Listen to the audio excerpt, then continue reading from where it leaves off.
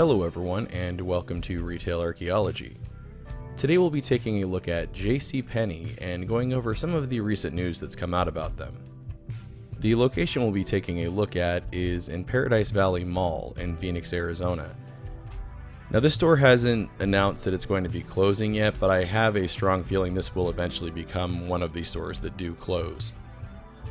This mall is pretty much dead now, and as you'll see throughout the video, there's very few customers in here.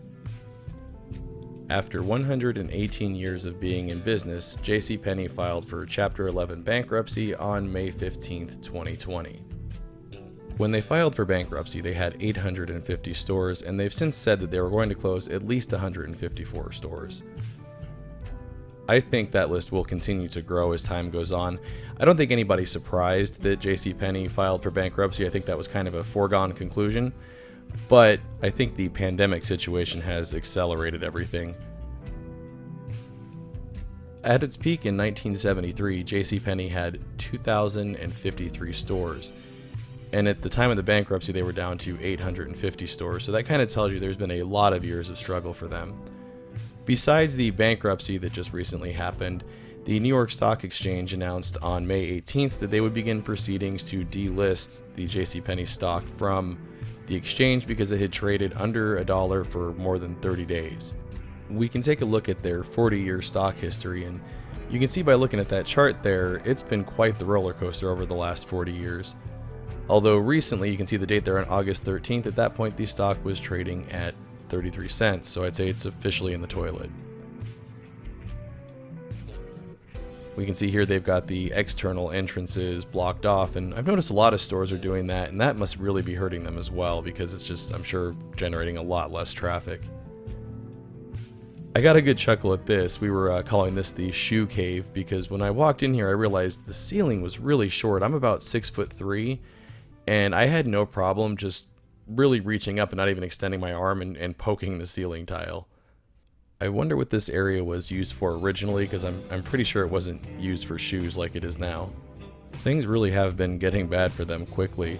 Another example of that is it was just recently announced that they're going to be auctioning off the original JCPenney store, the store that they call the Mother Store that's 118 years old.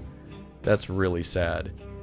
Here's some pictures of it that I was able to find. This looks like it's an artist's sketch of it, and originally they were called the Golden Rule stores until 1913 when they incorporated under the name JCPenney Company and all these store names were changed. The original store still operates to this day, and I have no idea what's going to happen to it after it's auctioned off.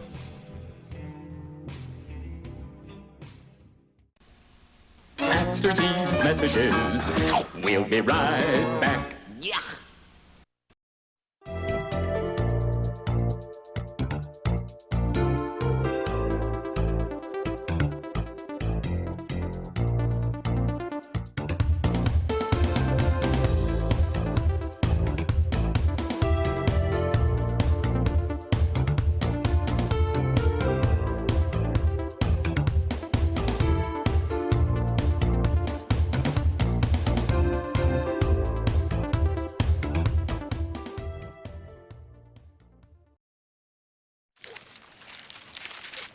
Why so many coupons? This is ridiculous. Was it always this way?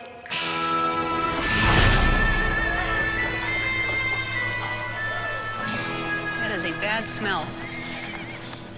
Seriously, nobody smells that?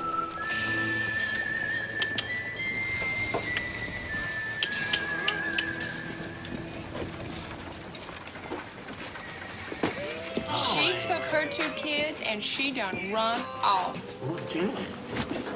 I'm terribly sorry. Are you in line? No, ma'am, please. Horrible about the woman.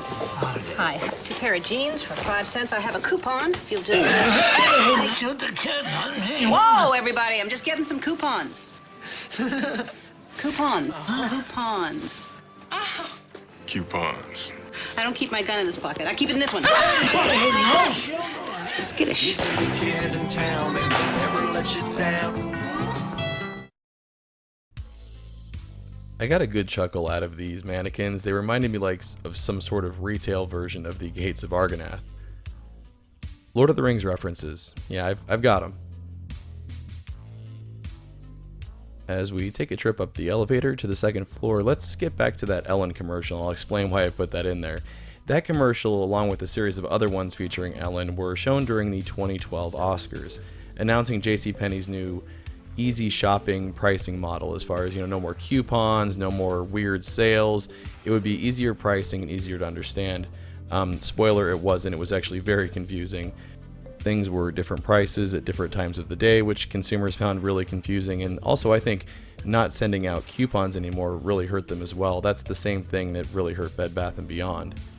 I even think the new rectangle logo with just the JCP initials in it was kind of terrible as well. It was just all around a disaster, all of the decisions that were made in early 2012, and I think that's when their irreversible tailspin really started. Here's something I've noticed in a lot of JCPenney stores recently is they've walled off empty areas with these temporary walls. I wonder if in that areas where they maybe used to sell the appliances. That's another thing I find very interesting. JCPenney many years ago carried appliances, and in 1983 they discontinued that.